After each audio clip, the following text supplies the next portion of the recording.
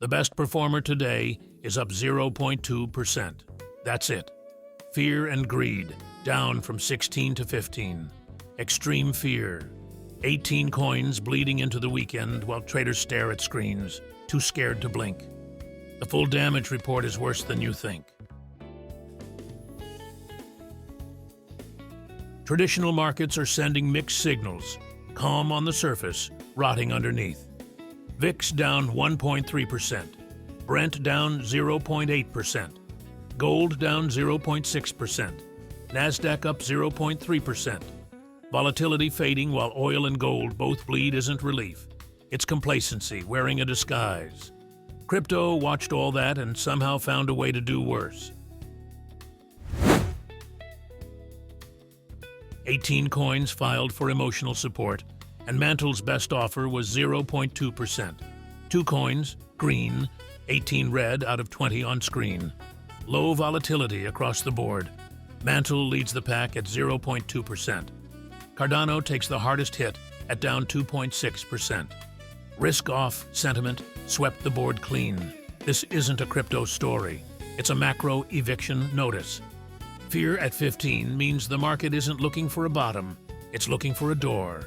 18 out of 20 coins in the red isn't a correction. It's a consensus. The macro picture explains everything. On-chain is stable because even the bots stopped believing in this market.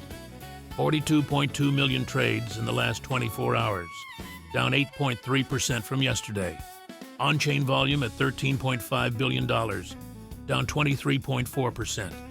53,006 new tokens created, up 5%. Top launchpad, PumpFun with $80.4 million in volume.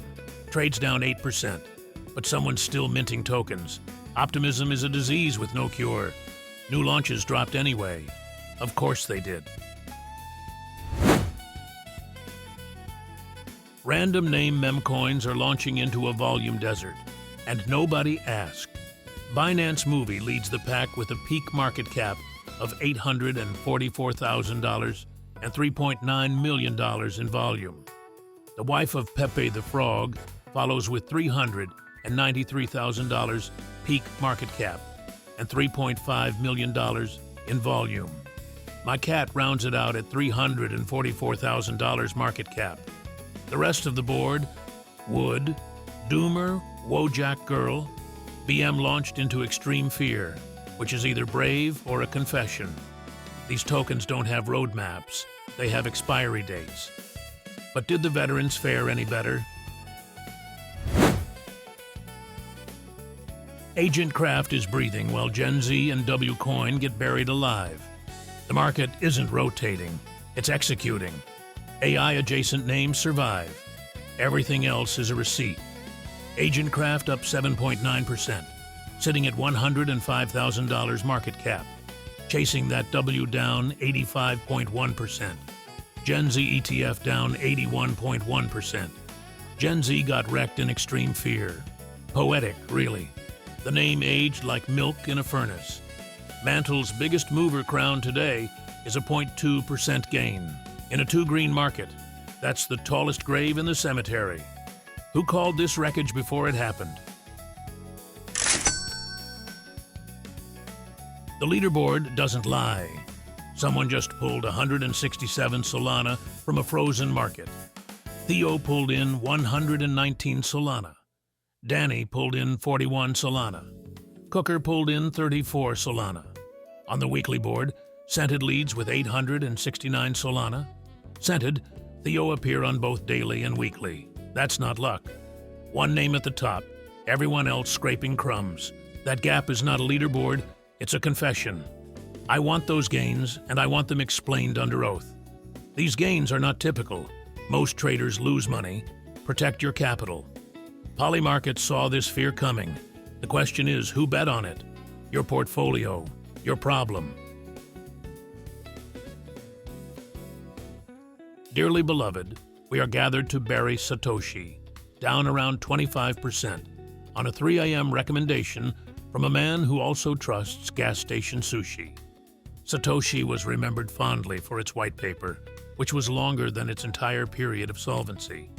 Cause of death: the chart didn't crash. It simply rolled over, like a dog that finally stopped chasing its own tail and accepted its fate.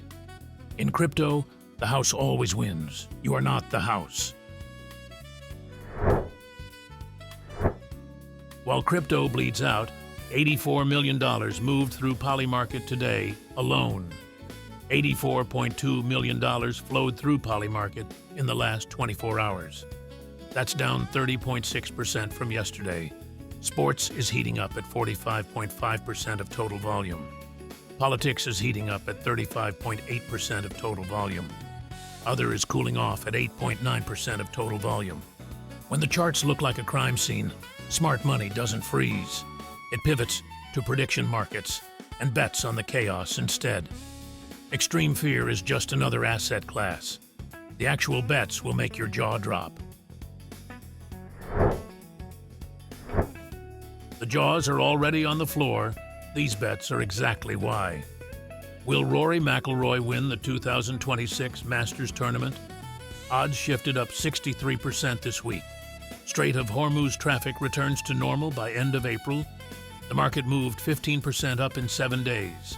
Israel x Hezbollah ceasefire by April 30, 2026. Weekly swing, up 31.4%.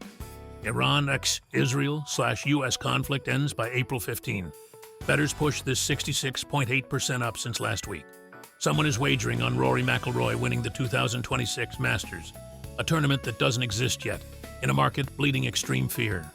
Crypto is a graveyard today, so naturally people pivoted to betting on golf. Perfectly rational species. Not financial advice. I am literally a dog. The smart money moved, and it's not where you'd expect.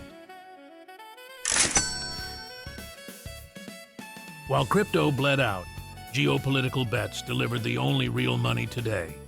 Top Whale profited $465,000 on $1.1 million wagered. Second place profited $373,000 on $1.8 million wagered.